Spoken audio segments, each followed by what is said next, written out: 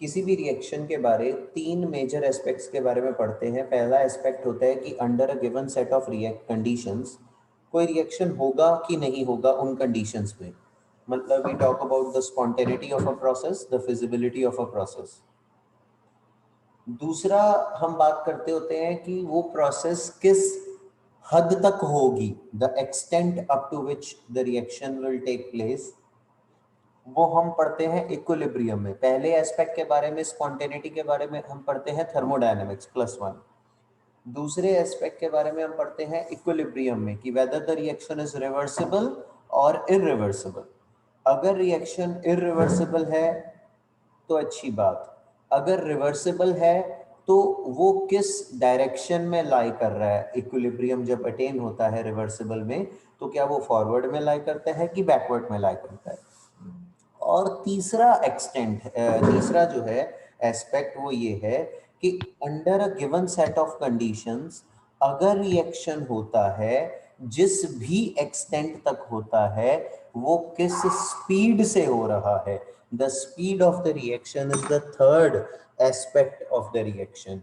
और ये हम पहली बार नहीं पढ़ रहे, हमने बेटा कई जगह पढ़ा thermodynamic factor and kinetic factors. Redox में हमने पढ़ा कि थर्मोडायनेमिक फैक्टर्स के अकॉर्डिंगली ऑक्सीजन गैस की एवोल्यूशन एनोड के ऊपर in place of chlorine gas more feasible है। बट अगर हम काइनेटिक फैक्टर देखें तो वो प्रोसेस इतनी स्लो है काइनेटिकली कि उसको कराने के लिए हमें ओवर पोटेंशियल या ओवर वोल्टेज देना पड़ता है। बेटा आप लोगों को समझ में आ रहा है मैं क्या बोल रहा हूँ? Am I clear? Yes, sir. Okay, so वो जो तीसरा एस्पेक्ट है वो स्पीड का एस्पेक्ट होता है जिसको हम पढ़ना चाहते होते हैं। तो बेटा हम इस यूनिट का नाम ही है केमिकल काइनेटिक्स। तो इस यूनिट में हमने बेसिकली यही पढ़ना है कि how we won't be studying ki how reactions proceed, up to what extent they proceed, whether they will proceed or not proceed. We will be studying just the rate at which a reaction proceeds। और rate of reaction को पढ़ना क्यों जरूरी है, why it is required। क्योंकि अगर हम chemistry को ही देखें या बाकी ब्रांचेस को भी देखें, मेडिकल टर्म्स में या अदरवाइज भी इंडस्ट्रीज में, इंजीनियरिंग की फील्ड में, हमें कई जगह जब हमने किसी प्रोसेस को स्टडी करना होता है तो 3 टाइप के प्रोसेसेस होते हैं। एक होते हैं इंस्टेंटेनियस प्रोसेस, एक होता है स्लो प्रोसेस और एक होता है जो मॉडरेट रेट पे चलता है। इंस्टेंटेनियस को पढ़ना समझना भी बहुत मुश्किल है, स्लो प्रोसेस को समझना पढ़ना भी बहुत मुश्किल है।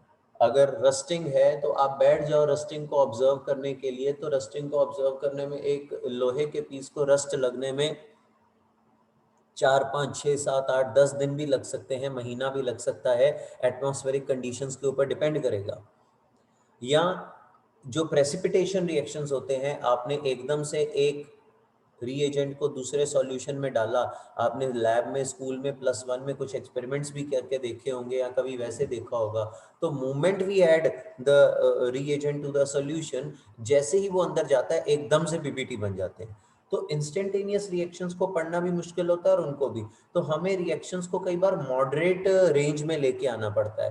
तो वहाँ हमें, अब कोई मेडिसिन है, कोई बंदा मेडिसिन खाएगा, उसको खा के कितनी जल्दी आराम आएगा, कितनी जल्दी नहीं आएगा, वो किस स्पीड से मेडिसिन काम करती है, वो बाकी के बॉडी के सिस्टम को कैसे अफेक्ट करता है, कैसे नहीं करता है, वहाँ स्पीड ही मैटर करेगी बेटा। मार्केट में फूड बिकता है, कोई बंदा कहता है जी, किसी पैकेट के ऊपर लिखा होता है कि best before 9 months from the packaging, date of packaging. किसी के ऊपर लिखा होता है वही सेम चीज किसी और कंपनी की होती है तो वहां लिखा होता है best before 12 months from the date of packaging. तो इसका मतलब क्या है कि वो जो 12 मंथ्स का उसका शेल्फ लाइफ दे रहा है, मतलब उसने उसके अंदर जो सब्सटेंस की ऑक्सीडेशन है, क्योंकि ज्यादातर फूड ऑक्सीडाइज होके खराब होता है, तो उसकी ऑक्सीडेशन को स्लो कर दिया। वहां भी स्पीड को पढ़ना बहुत जरूरी है। समझ में आ रही है बात बेटा? किस Yes, स्पीड sir. से कोई गाड़ी फ्यूल को कंज्यूम करती है वो भी डिपेंड करेगा। अगर कोई बंदा अपने डेंटल फिलिंग कराने गया है तो किस स्पीड से वो मटेरियल सेट हो जाएगा, उसमें भी स्पीड्स इन्वॉल्व है। तो ये branch of chemistry which deals with the study of reaction rates, rates का मतलब यहाँ कोई पैसे वो कीमत वाला रेट नहीं है, रेट यहाँ स्पीड से मतलब है। जैसे स्पीड होता है distance covered per unit time, ऐसे ही रेट ऑफ अ रिएक्शन होता है reactants consumed per unit time और products formed per unit time. हम इसको कैसे लिखते हैं, change in concentration of reactants, मैंने पहले तो डी आर लिख दिया है, वैसे जब हम इसको पढ़ना अभी शुरू करेंगे, अभी तो मैं इंट्रोडक्टरी पार्ट दे रहा हूं, तो इसको delta R by delta T हम लिखते हैं। सो change in concentration of reactants or change in concentration of products with respect to time is known as rate of reaction। ये पहली डेफिनेशन इस यूनिट की है। और बेटा अगर किसी बैलेंस्ड इक्वेशन में स्टोक्योमेट्रिक कोएफिशिएंट्स रिएक्टेंट और प्रोडक्ट के सेम हो तो बेटा उस केस में the rate of consumption of reactants with respect to time will obviously be equal to rate of formation of products with respect to time, क्योंकि stoichiometric coefficients same है। यानी कि अगर 1 मोल रिएक्टेंट का आपका कंज्यूम हो रहा है तो उसी टाइम में कहीं 1 मोल प्रोडक्ट का फॉर्म भी हो रहा है। तो इसका मतलब जिस स्पीड से आपके रिएक्टेंट्स कंज्यूम हो रहे हैं उसी स्पीड से आपके प्रोडक्ट्स फॉर्म हो रहे हैं। Are you getting my point बेटा? यस और नो बच्चे? जी सर। हाँ या ना बेटा? Yes sir. और जब हम रिएक्टेंट्स की टर्म्स में रेट ऑफ रिएक्शन लिखते हैं बेटा तो हम उसके आगे माइनस साइन लगा देते हैं। यहां मैं आपको एक चीज क्लियर कर दूं, माइनस साइन का मतलब से कंफ्यूज ना हो जाना। पहली बात, rate of a reaction can never be negative, या तो रिएक्शन होगा या नहीं होगा, होगा तो कुछ पॉजिटिव रेट पे होगा, कुछ स्पीड पे होगा, नहीं होगा तो जीरो हो जाएगा रेट ऑफ रिएक्शन। नेगेटिव में रेट ऑफ रिएक्शन कभी भी नहीं होता। Then what is the significance of negative sign over here? Significance of negative sign over here is that it signifies that the concentration of reactants is decreasing with respect to time। जब आप change लिखते हैं तो आप final minus initial लिखते हैं, final concentration minus initial. तो reactants की टर्म्स में फाइनल हमेशा कम होगी और इनिशियल ज्यादा होगी, हाँ या ना? आफ्टर टाइम टी रिएक्टेंट्स की कंसेंट्रेशन कम बचेगी क्योंकि वो कंज्यूम हो चुके होंगे, इनिशियली ज्यादा होगी। तो अगर मैं माइनस साइन नहीं लगाऊंगा तो रेट ऑफ रिएक्शन फिर भी नेगेटिव में आ जाएगा, इसीलिए हम नेगेटिव साइन लगाते हैं कि मैथमेटिकली वो आपका फाइनली पॉजिटिव में आ जाए। Are you getting my point बेटा, what I am trying to say? Yes sir. Sir please explain this point again. बेटा मैंने ये बोला, कहां से दोबारा बोलूं? सर आपने जब लास्ट टाइम बोली थी कि वो स्टार्टिंग में अगर कम होते हैं तो नेगेटिव का आपने। मैंने ये बोला कि टाइम के साथ साथ रिएक्टेंट्स कंज्यूम होते हैं, तो इनिशियली रिएक्टेंट्स ज्यादा होंगे, फाइनली कम होंगे, और चेंज हम हमेशा फाइनल माइनस इनिशियल करते हैं। तो अगर मैं फाइनल कंसेंट्रेशन माइनस इनिशियल करूंगा तो रिएक्टेंट्स की कंसेंट्रेशन जो डी आर है ऊपर वाली टर्म वो नेगेटिव में आ जाएगी। तो अब बाहर नेगेटिव साइन का मतलब यही है कि वो उसको माइनस माइनस प्लस कर देगा। बात फॉलो कर रहे हो? Yes sir. Otherwise negative sign का सिग्निफिकेंस सिर्फ इतना है कि it basically tells us that rate of concentration of reactants decreases with respect to time. Okay बच्चे? Okay sir. ठीक है। सो इंट्रोडक्टरी पार्ट था, मैंने आपके साथ सिर्फ ये डिस्कस किया। चलो यहाँ पे एक और पॉइंट भी बता दूं, मान लो आपके पास स्टोक्योमेट्रिक कोएफिशिएंट सेम नहीं है, 2r इज इक्वल टू, है ना, इट गिव्स 1p ऐसे करके है रिएक्शन मान लो। तो यहाँ पे जब हमने रेट ऑफ रिएक्शन को लिखना है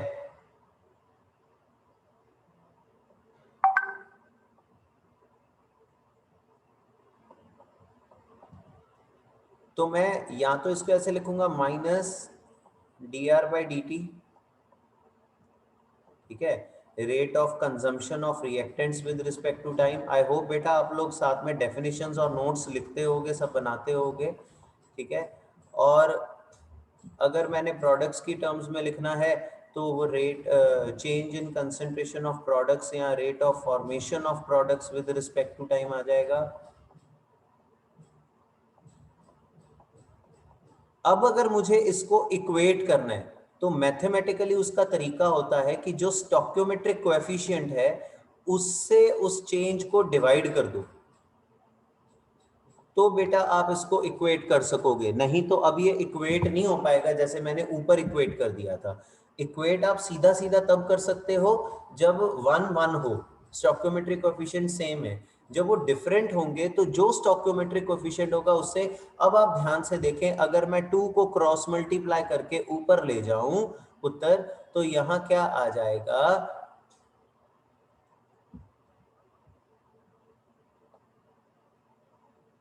इसका मतलब क्या हुआ कि the speed with which reactants are being consumed up is twice of the speed with which the products are being formed. Yes or no beta? Yes, sir. और बात भी ठीक है, 2 मोल रिएक्टेंट्स के कंज्यूम हो रहे हैं तो 1 मोल प्रोडक्ट का बन रहा है।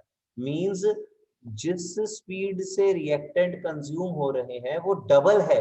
विद, अगर मान लो 10 सेकेंड में 1 मोल प्रोडक्ट का बनता है तो 2 मोल रिएक्टेंट के कंज्यूम होते हैं।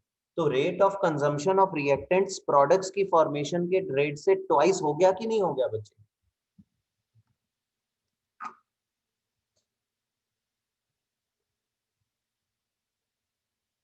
इज इट क्लियर बेटा?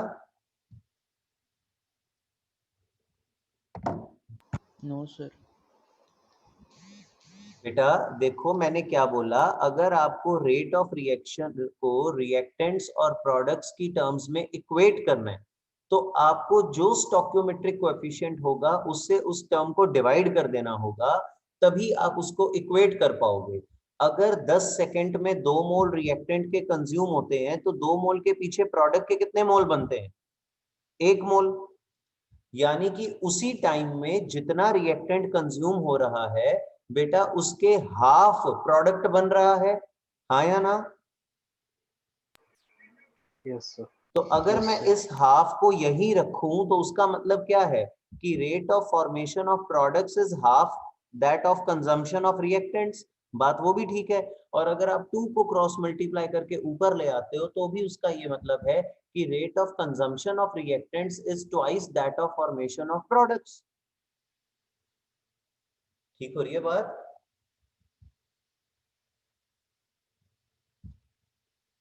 बेटा अब समझ में आया? Yes sir. Swaraj, Sylvia, Sahajleen, Sahaj, Sanya, समीक्षा, रमनदीप, प्रभसीस, मयंक, जशनजोत, जगदीप, दक्ष, चाहना, आयुष, बेटा क्लियर हुआ सबको? Yes, Yes, sir. sir.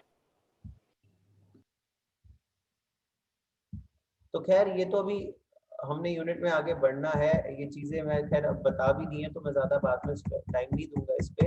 ये हमारा अगला टॉपिक ही आएगा उसमें, रेट ऑफ रिएक्शन में।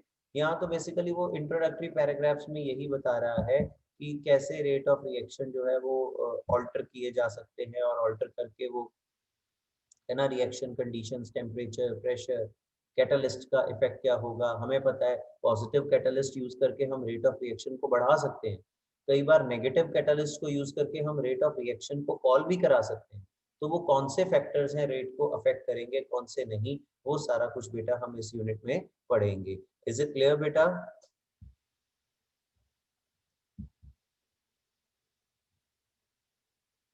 इज इट क्लियर बच्चे?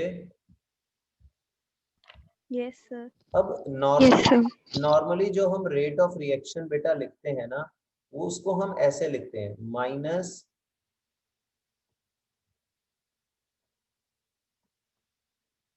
Delta R by delta T. बेटा डेल्टा और डी में क्या फर्क होता है ये बताओ?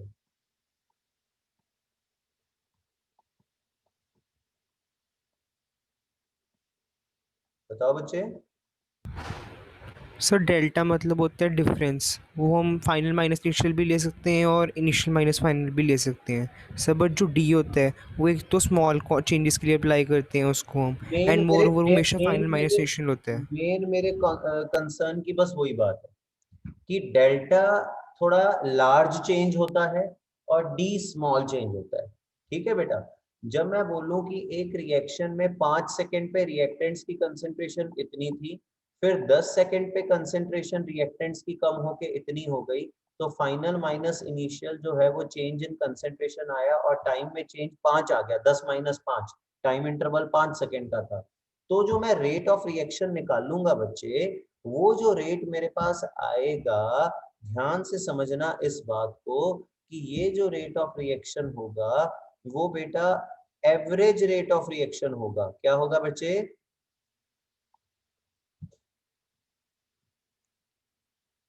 Now why I am calling it as average rate of reaction? Because बेटा हमने +1 में एक लॉ पढ़ा था जिसका नाम था लॉ ऑफ मास एक्शन। कोई बेटा इसकी स्टेटमेंट पढ़ेगा मेरे लिए? क्या होता है ये?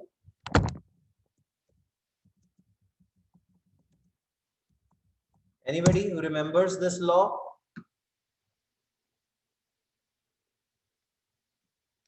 No one. That rate of reaction is directly proportional to the concentration of reactants raised to power their stoichiometric coefficients. Rate of reaction is directly proportional to the concentration of reactants raised to power their stoichiometric coefficients. याद है बच्चे ये statement?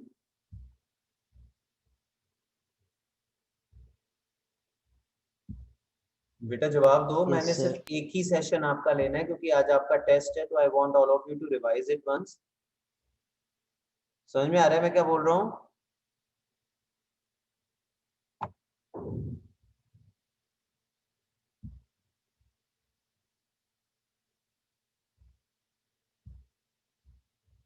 बेटा ये statement याद है, law of mass action? Yes, sir. Okay. Yes, sir. सो ये जो लॉ ऑफ मास एक्शन है बेटा, ये लॉ कहता है कि जो रेट ऑफ रिएक्शन है वो तो रिएक्टेंट्स की कंसेंट्रेशन के डायरेक्टली प्रोपोर्शनल है। अब मुझे ये बताओ कि कंसेंट्रेशन ऑफ रिएक्टेंट्स जो है वो तो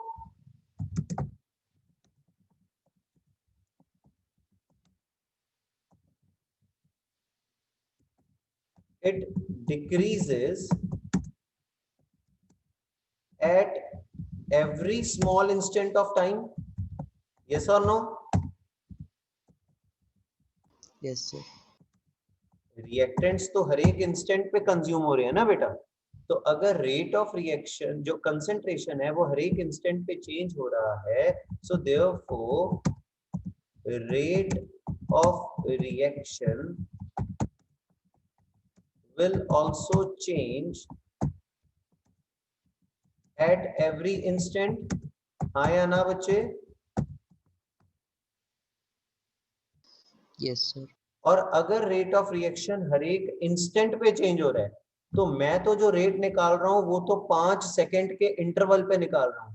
5 सेकंड में तो रेट पता नहीं कितनी बार चेंज हुआ होगा। हाँ या ना बच्चे? 5.1 सेकंड पे रेट अलग होगा, 5.11 पे अलग होगा, 5.112 पे अलग होगा। यस और नो बेटा? Yes, sir. तो इसलिए जो ये 5 सेकंड के इंटरवल पे हम रेट निकाल रहे हैं, ये एवरेज रेट है। उन सब छोटे छोटे रेट्स का ये एवरेज रेट है। जब ये delta T limit will approach zero, means ये जो चेंज इन टाइम है अप्रोच जीरो बोल रहा हूँ बेटा। लिमिट्स आप लोगों ने मैथ्स में नॉन मेडिकल वालों ने पढ़ा होगा, लिमिट अप्रोचेस जीरो का मतलब जीरो नहीं होता, मतलब बहुत स्मॉल वैल्यू है। तो जब ये लिमिट अप्रोच करेगी जीरो को, मतलब आप बहुत कम instant of change in time के लिए आप देख रहे हैं, तो यही रेट ऑफ रिएक्शन जो है एवरेज रेट बेटा वो क्या बन जाएगा, इंस्टेंटेनियस रेट। और बेटा instantaneous rate is more significant for us as compared to average rate. Reason, rate changes at every instant. बात फॉलो कर रहे हो बेटा? तो जो मैंने पहले एक्सप्रेशन लिखा था r is equal to minus D R by D T, वो बेटा इंस्टेंटेनियस रेट था, और जो बेटा हम निकालते हैं वो एवरेज रेट है अगर हम काफी सारे इंस्टेंट ऑफ टाइम के लिए निकालते हैं। अगर बेटा जी आप इसके लिए एक ग्राफ प्लॉट करके देखें कंसेंट्रेशन का विद रिस्पेक्ट टू टाइम, मान लो हम टाइम के साथ कंसेंट्रेशन ऑफ रिएक्टेंट्स को प्लॉट करें, तो बेटा वो कुछ इस तरीके का ग्राफ बनता है। टाइम के साथ साथ कंसेंट्रेशन कम होती जाती है। तो मान लो अगर इनिशियल टाइम t1 ये था, फाइनल टाइम t2 ये है, तो आप क्या करते हैं, इसके कॉरस्पॉन्डिंग कंसेंट्रेशन देख ली, इनिशियली इतनी थी, आया ना बेटा? फाइनल जो टाइम था उसके कॉरस्पॉन्डिंग कंसेंट्रेशन जो थी वो कितनी थी? तो चेंज इन कंसेंट्रेशन ये अपॉन चेंज इन टाइम जो आपने निकालना है, ये तो आपको दे देगा एवरेज रेट। बात पल्ले पड़ रही है? बट अगर आपको किसी एक पर्टिकुलर इंस्टेंट पे रेट ऑफ रिएक्शन निकालना है, मान लो इस पर्टिकुलर टाइम पे रेट ऑफ रिएक्शन क्या था, तो मैथमेटिकली बेटा आप इस पॉइंट पे क्या करेंगे,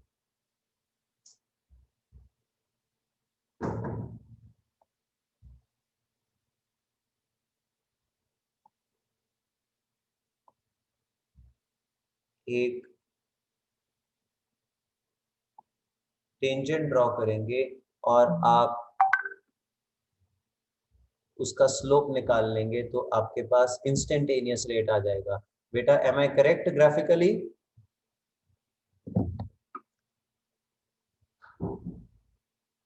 बेटा समझ में आ रहा है आप सबको? Yes, sir.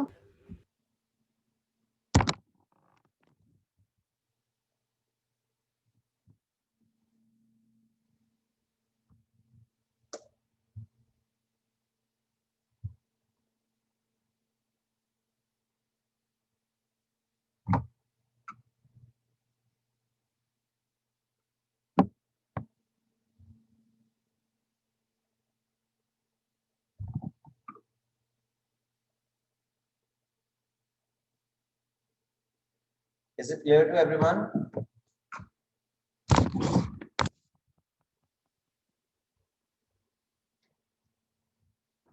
बड़े बेटा आगे? Yes, sir. Yes, sir.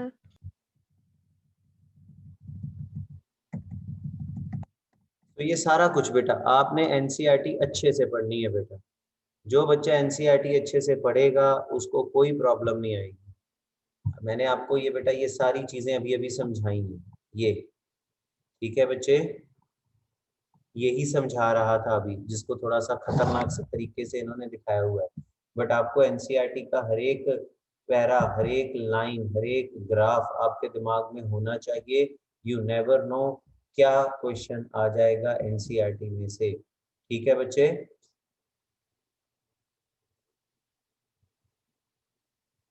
ये मैं आपको बेटा यहाँ समझा रहा था।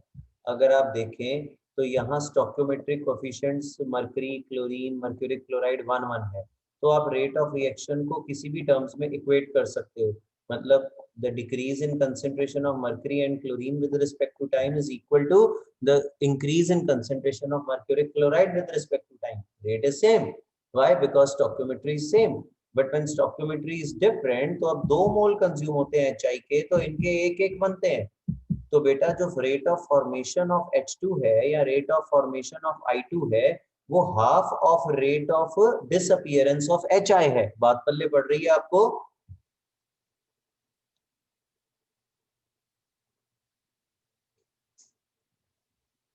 हाँ या ना बेटा जी?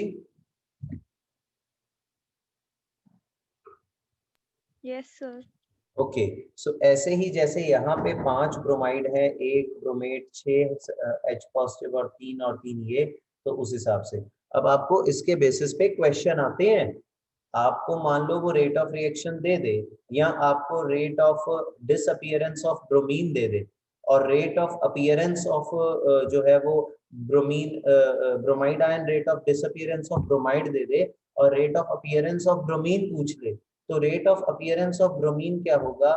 ये 3 को क्रॉस मल्टीप्लाई करके आप ऊपर ले आए तो it will be 3/5 times of rate of disappearance of bromide. Are you getting my point पुत्र?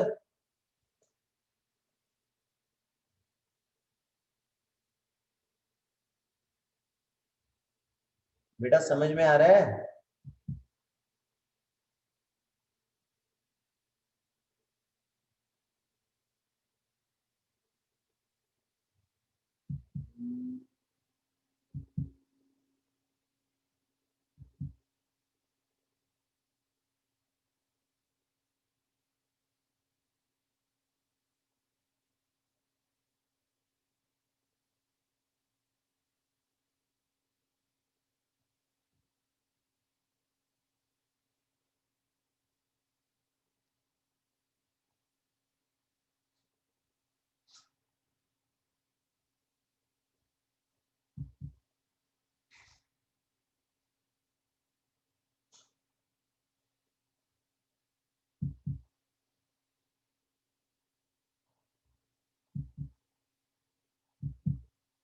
बड़े बेटा आगे।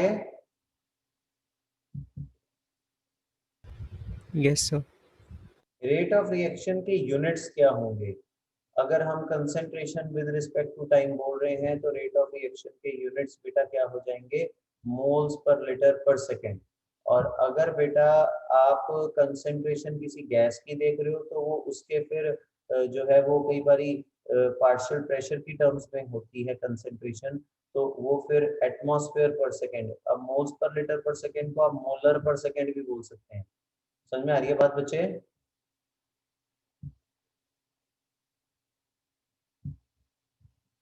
ठीक है, या फिर अगर गैस है तो एटमॉस्फेयर या बार पर सेकेंड, तो ये यूनिट्स होंगे रेट ऑफ रिएक्शन के। क्लियर है बेटा जी?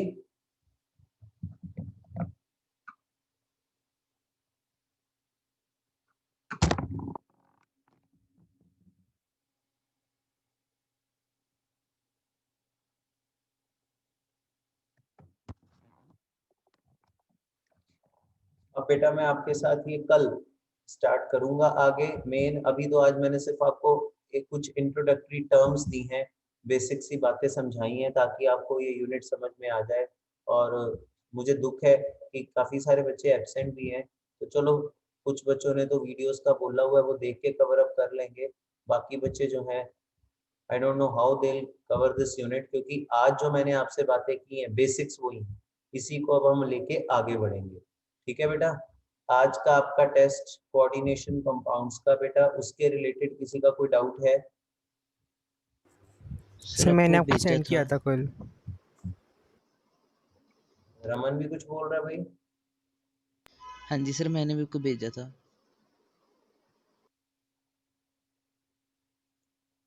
बेटा तूने तो डीएफ वगैरह कुछ बोला। हाँ तूने बोला जब इसमें एक बार हाइपोथेटिकल बढ़ गई एनर्जी तो उसके बाद कम कैसे हुई, तो कहीं भी एब्जॉर्ब हाँ नहीं। जी सर। बेटा मेरी बात सुनो, जब हम हाइपोथेटिकल इंक्रीज इन एनर्जी के बारे में बात करते हैं तो उसको क्या बोलते हैं हम? Hypothetical increase. Are you getting my point? मेरे ख्याल से तेरे क्वेश्चन का आंसर इसी में ही छुपा हुआ है। सर समझ नहीं आया। हम बोलते हैं हाइपोथेटिकल इंक्रीज हो गया, बेसिकली जहां लोअर एनर्जी थी उससे बढ़ के स्प्लिटिंग हो जाती है। कहने का मतलब ये नहीं कि जो इलेक्ट्रॉन्स उन ऑर्बिटल्स में होते हैं जो लिगेंड के रास्ते में नहीं आते, मान लो लिगेंड एक्सिस के अलोंग अप्रोच कर रहा है, जो इलेक्ट्रॉन एक्सिस के बीच में है, ऐसा नहीं कि लिगेंड उनको रिपेल नहीं करते, लिगेंड उनको भी रिपेल करते हैं, बट इनिशियली जब वो मेटल एटम को अप्रोच करते हैं तो वो सबको ही रिपेल करते हैं, बट जब वो क्लोज आते हैं प्रॉपर तो फिर वो पर्टिकुलरली कुछ ऑर्बिटल्स को जो उनके रास्ते में होते हैं उनको ज्यादा रिपेल करते हैं। तो फिर जब उनको ज्यादा रिपेल करते हैं तो दूसरों वालों की एनर्जी थोड़ी सी कम हो जाती है, वो रिलेटिवली फिर स्टेबल हो जाते हैं, बट वो अपने नॉर्मल डीजेनरेसी के लेवल से हायर लेवल पे ही रहते हैं। Okay sir. ठीक हो रही है बात? तो इसलिए वो जो है हम ड्रॉ उस तरीके से करते हैं। तो ये तो ही बात रमन। अब आ जाओ सिंगला साहब।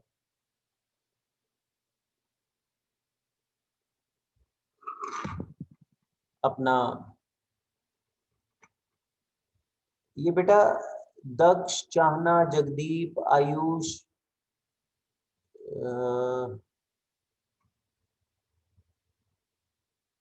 मेहुल, प्रभसीस, रमनदीप, सान्या, सहज, सहजनीन, सिल्विया, सुशांत, स्वराज, बेटा आप लोगों का कोई डाउट नहीं होता? आप लोग प्रिपेयर कर रहे हो यूनिट? No doubt?